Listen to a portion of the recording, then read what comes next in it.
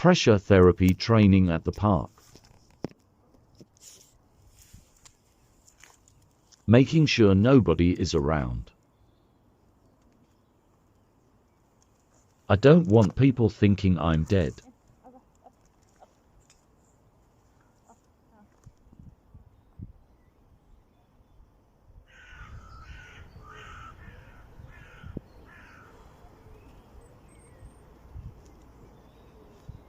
Encouraging Zorro to put more pressure on my chest.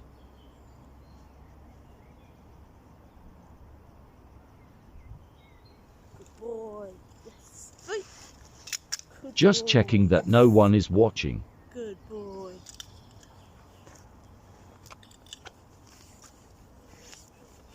Good boy. Good boy.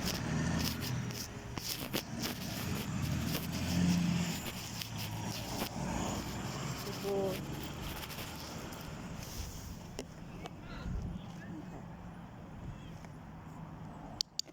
Good boy.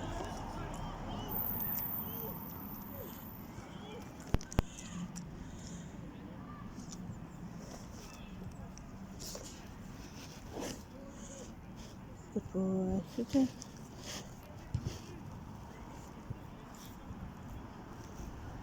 Okay. Head down.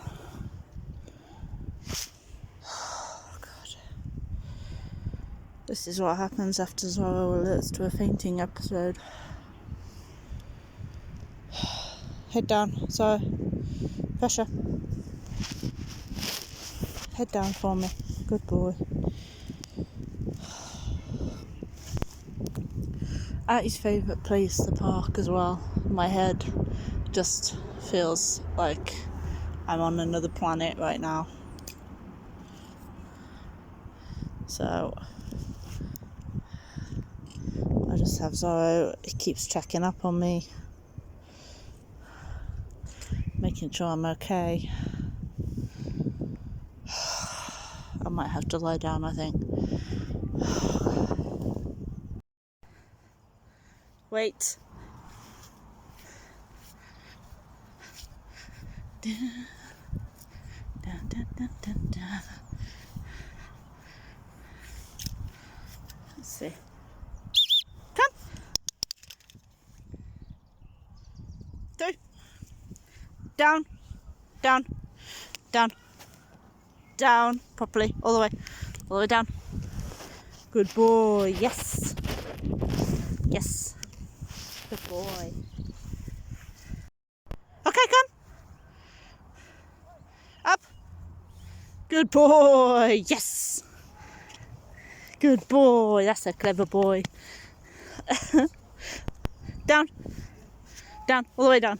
Good boy. Head down. That's not head down, is it? Head down. Yes. Good boy. Good boy. Good boy. And again, in this clip, Zorro is not allowed to approach strange dogs that we don't know. So those 2 dogs walking past, yes, Zorro is off a lead. He's well trained not to approach strange dogs that we don't know, even off a lead.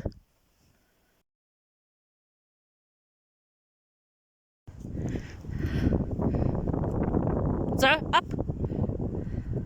Good boy, sit. Yes.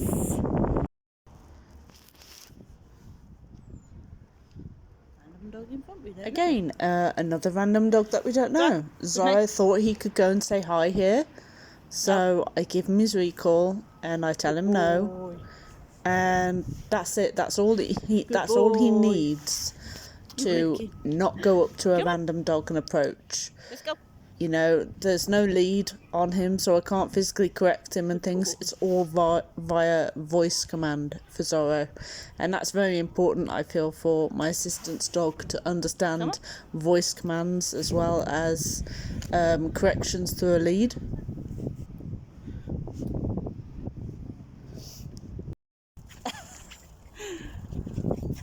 What you doing? Aww. What are you doing? Oh, bless. Good boy.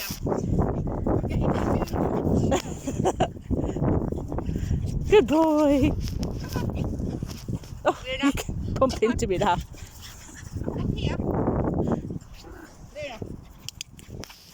Down, here, come, sit. This is also something else that is very important. Being able to call your dog out of play mode, because it can get a bit too much and then that can end up starting a fight. And the fact that the other owner was trying to call her dog back and couldn't get her dog back, so I thought I'd eliminate the drive of play by taking out what their dog was chasing, which was my dog. So Oh, don't worry, he doesn't do it all the time. And let them be able to get their dog back. He sticks. So he's got some experience with it all. He's you ready? Sarah's playing mode. Get it! Get it, get it, get it! Yes! Get it, get it, get it. Good boy! But even in play mode, he still has recall. There's another dog over there that I didn't see. So that's a really good reason of why you should have recall, even no matter what mode your dog is in.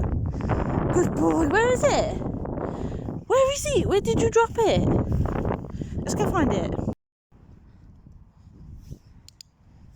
Again, this is another example of being able to call Zorro away from a dog that we don't know. I always like to kind of take Zorro over to the side to give that dog space, just in case it's reactive or anything like that. The owner decided to bring his dog up to Zorro. Again, I've not given Zorro a release command. That's why you see Zorro backing away and walking away from the situation instead of engaging in it like he was with the dog that I said he could play with. And again, we know that white dog, so Zorro is allowed to go and say hi to that white dog. Again, respectfully, he says hi and he comes away.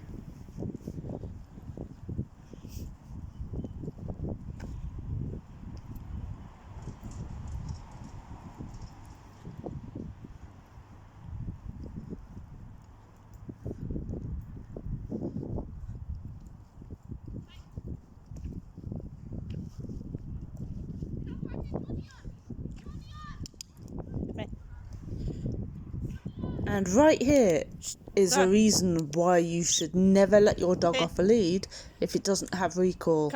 The way that Labrador was just bounding over to that white dog, like that could have seriously ended up starting a fight the way that dog came. And the way the dog is acting, you can see the white dog is very nervous.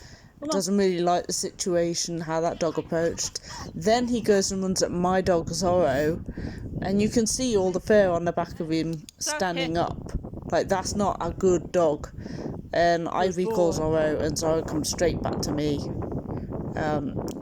You shouldn't let your dog off a lead if you haven't got recall, and if it's possibly going to be aggressive.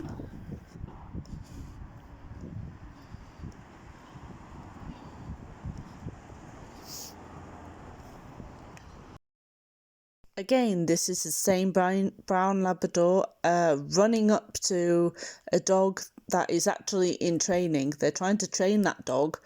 As you can see, the person that is in white just there, that's the owner.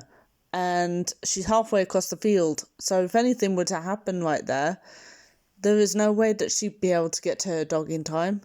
She's miles away. So again, another reason why you should never let your dog off a lead unless it's got really good recall. Your dog is going to get into so much trouble one of these days letting it off like that and letting it just run and charge at dogs like that. That is not a good behaviour to have in a dog. Okay, so you want your dog off a lead. If you don't have recall like this, or a release command like I did with Zorro, he's not allowed to go and run up to that dog and say hello. Like, that's it, end of. He can carry on and doing what he's doing here, sniffing the ground, that's fine. He is not allowed to just run up to them because he could get in so much trouble for that. He's a lot smaller, he could get seriously hurt. So I'm going to show you guys what would happen if I suddenly felt really faint while Zorro is 100% not in work mode, like he's not got his vest on or anything. So here we go, this is what would happen.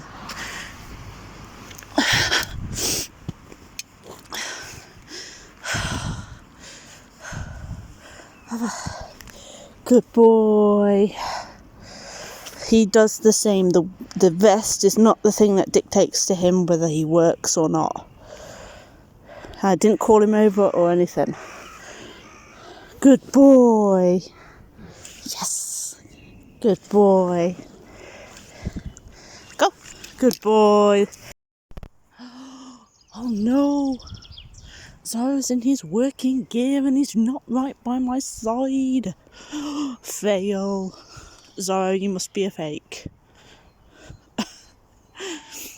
Just to let people know, he is a real working assistance dog. The vest doesn't tell him that he needs to be in work mode.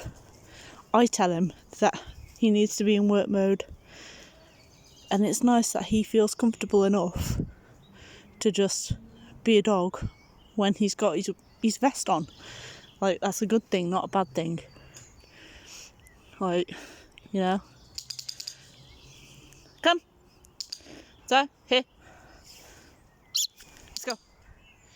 Good boy. I can still put him in work mode if I want to. Like, here. Focus. Check.